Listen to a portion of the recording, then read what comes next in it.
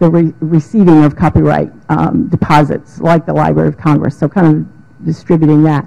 A second is tax incentives or something like tax credits. And David, I think, said things so much better than I can say about the public sphere in this. But it would be incentives for individuals or corporations or organizations to pay attention to preservation in some way to offset the cost to them of preservation. And it would also, there could also be incentives to donate collections. In other words, something along the lines of a charitable contribution, that sort of thing. So there are some incentives in the tax code that possibly could come into play.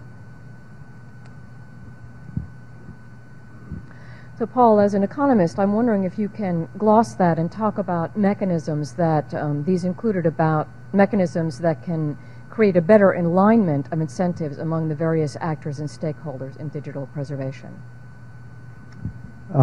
Maybe I can be helpful, although the design of mechanisms is often difficult. So a couple of framing comments.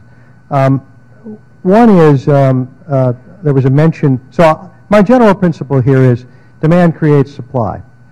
So if you have a well-articulated demand for the preservation of digital materials, digital objects, the marketplace will actually generate various ways of getting the work done. By well-articulated, I of course mean a version that brings some money with it.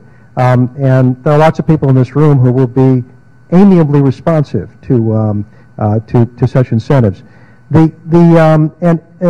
So serious mandates about preserving data in scientific projects is a perfectly good example of that.